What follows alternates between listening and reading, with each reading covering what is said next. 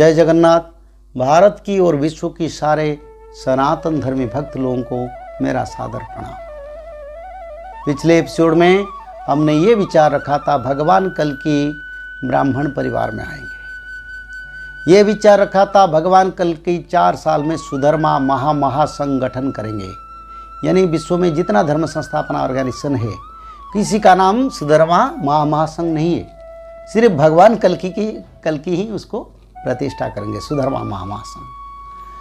और तीसरा जो भगवान कल्कि का पिता माता भगवान विष्णु का जसगान करने वाले होंगे और भगवान कल्कि 8 कला में जन्म होंगे और परशुराम भगवान से 64 कला प्राप्त होंगे। जब व्रतपनन होगा भगवान कल्कि 16 कला में प्रवेश करेंगे।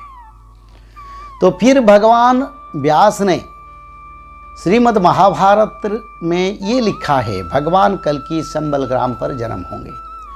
संबल ग्राम मुख्यस्य ब्राह्मण्यस्य महात्मनः भवने विष्णुजसस्य कल्कि प्रादुर्भविष्यति।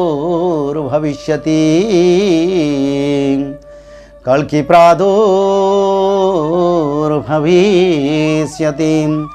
संबल ग्राम मुख्यस्य ब्राह्मण्यस्य महात्मन, यानी संबल ग्राम मुख्य ब्राह्मण जो विष्णु पुराण में लिखा था, मैं पिछले एपिसोड में बोला था संबल ग्राम की प्रधान ब्राह्मण्यस्य, जिसको भगवान व्यास ने फिर लिखा है श्रीमद् महाभागवत में संबल ग्राम मुख्यस्य, यानी संबल ग्राम र मुख्य ब्राह्मण घरे, यानी संबल ग्राम की मुख्य ब्राह्मण की घर में ब्राह्मण्यस्य महात्मन, अति पवित्र ब्राह्मण के घर में जो विष्णु का जसगान।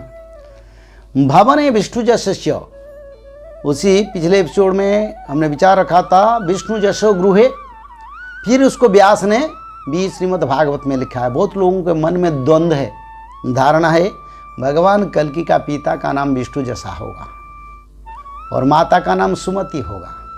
माता का नाम सुमति यानी सुमति, यानी जिसका मति यानी मन अति पवित्र है, अति सरल है, विष्णु परायण है, जो भगवत प्रेम में विलीन है, वही सुमति सुचरित्र एवं सुपवित्र नारी की गर्भ में भगवान का जन्म होगा। मालिका में महापुरुष अच्युतानंद ने अलग तरीका से लिखा है, जो लिखा है मैं बोल रहा हूँ। तो विष्णु जसो गृहे कल्कि प्रादुर्भविष्यति, श्रीमद् भागवत में ये भगवान व्यास ने ये लिखा है संबल ग्राम मुख्य से, यानी संबल ग्राम की मुख्य ब्राह्मण घर। अच्छी तरह से समझिए, संबल ग्राम की मुख्य ब्राह्मण परिवार, जो मुख्य ब्राह्मण, यानी एक गांव है संबल, उस गांव में मान लीजिए 500 ब्राह्मण है।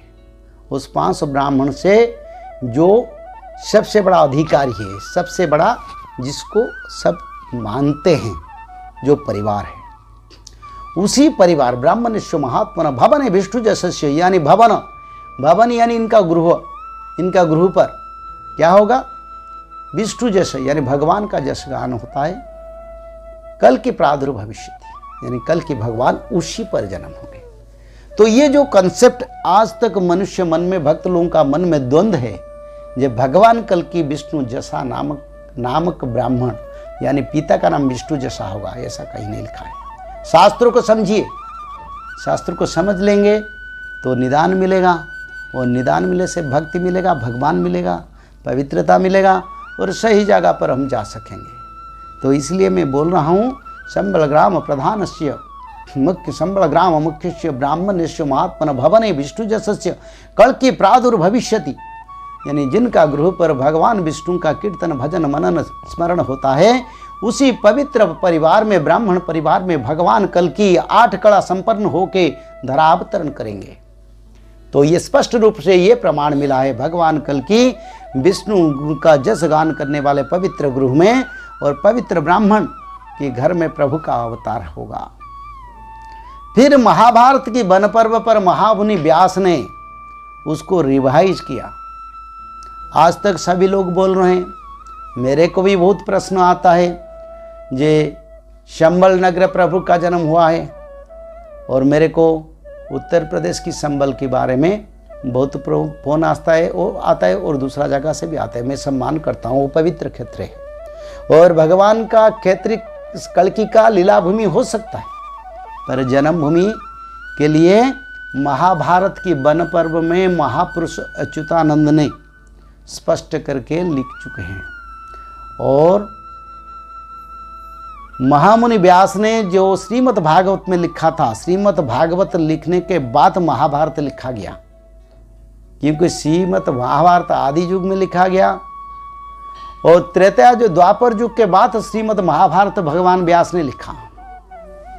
तो भगवान व्यास ने उसी संबल को रिवाइज किया, महाभारत की वन पर्व ग्रंथ में उसको स्पष्ट रूप में संबल, कौन सा संबल में कल की भगवान का जन्म होगा, उसको विस्तृत वर्णन किया। क्या लिखा है?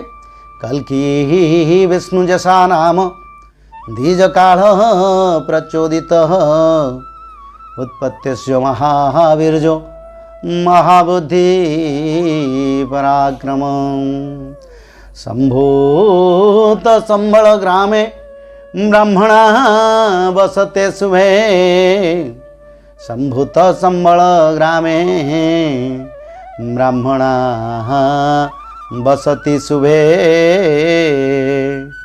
ब्राह्मणा वसति शुभे।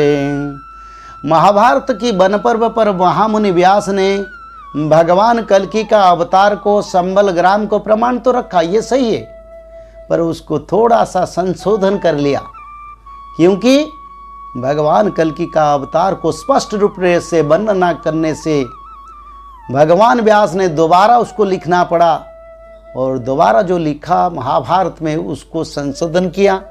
श्रीमद् भागवत में जो लिखा था उसमें थोड़ा सा संशोधन कर दिया, जो संशोधन को हमको अच्छी तरह से समझना होना चाहिए।